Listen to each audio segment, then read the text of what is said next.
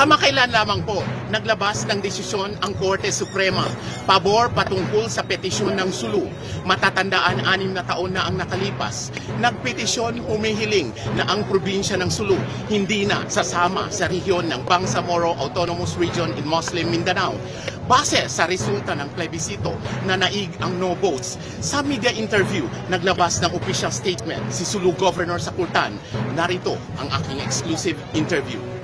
Gob, way back almost 6 years ago, mainit na issue doon po sa Sulusi na i-change sa Bangsamoro Waters. Ano po yung reaction nyo ngayon na nagtagumpay ako ang inyong petition? Well, siguro ang teritoryo ng Sulu ay dapat mapunta na rin sa Sulu. At hindi na rin pwede palitan ng mga pangalan ng any part or any parts of Sulu. Kailangan balik na sa dati kasi binalik na rin ng ating Supreme Court na ang Sulu ay labas sa Autonomous Region in Muslim Mindanao. So yun ang dapat mangyayari. So you cannot call any part of the Sulu Sea within the territorial area of the provincial government by any other name. So you have to call it the Sulu Sea. Gob, is it signifying victory for them or signifying victory for Sulu? Whatever it is, however you may like to interpret on the decision of the Supreme Court, whether it is a victory for them, it does not really matter.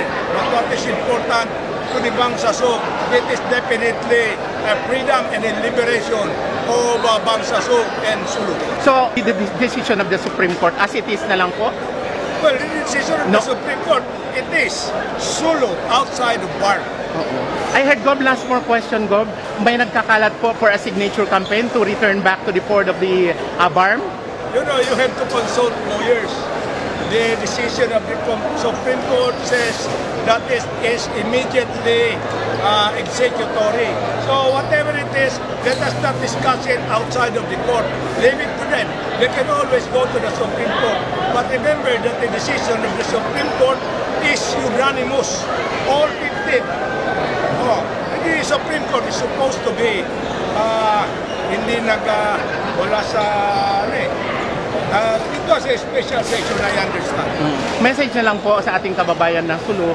Well, maraming salamat sa Supreme Court of the Philippines, the highest court of the land, for setting us free from the BARM. To us, this is not only freeing us from the BARM, but it is a liberation and a freedom.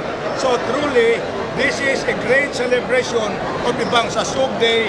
So this will certainly make it truly Bangsa-Suk. So mabuhay ang Bangsa-Suk. Thank you so much, Gob. Thank you.